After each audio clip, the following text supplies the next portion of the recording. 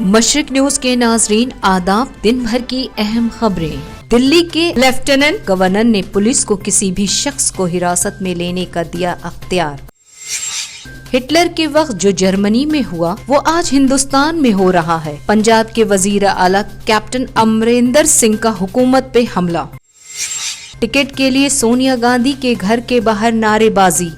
Ticket काटने पर BJP सदर नड्डा के घर पर हंगामा। बीजेपी लीडर को अमरीकी अखबार वॉशिंगटन पोस्ट के एडिटर का जवाब, आजाद सहाफत हुकूमत को रिझाने के लिए नहीं होती। सोनिया गांधी की तरह निर्भया की मां, गुनाहगारों को दे माफी। सुप्रीम कोर्ट की वकील इंदिरा जयसिंह की अपील। डूब रहे थे तब नहीं मंगाया हेलीकॉप्टर। एहतजाज की हेलीकॉप्टर से वीडियोग्राफी कराने पर अपोजिशन का नीतीश पर हमला। बंगाल के 20 लोगों की जानिब से CAA के खिलाफ नई अर्जी पर सुप्रीम कोर्ट ने हुकूमत से मांगा जवाब।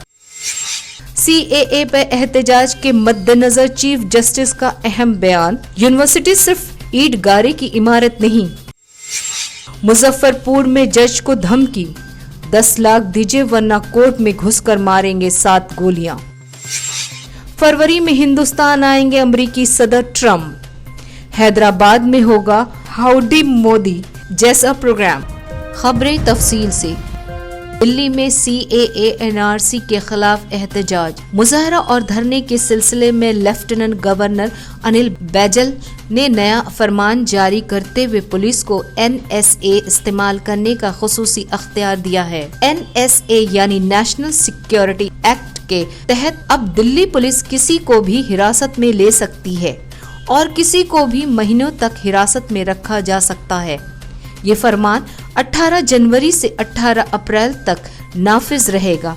हालांकि दिल्ली पुलिस का कहना है कि ये अमल कई बार होता रहा है और हर 3 महीने पर जारी किया जाता है। मौजूदा हालात से इसका कोई लेना देना नहीं है। महात्मा गांधी के आखिरी रोजा की याद में जामा मस्जिद दिल्ली पे अजीम शान इज्तिमा हुआ।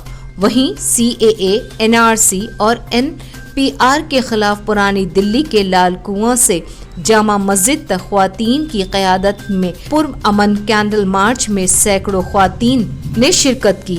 यहाँ मुख्तलिफ इलाकों से आए हजारों लोगों ने पुर अमन मुजाहरा करके मुल्क में बदतर होते माहौल और अलग अलग मज़ाहिब के दरमियान तफरीक करने पर तशवीश का इजहार किया।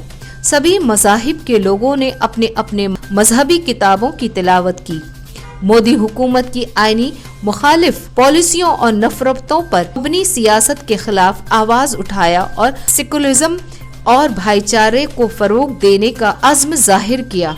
आज बस इतना ही। मशरिक न्यूज के नाज़रीन, शब बखैर।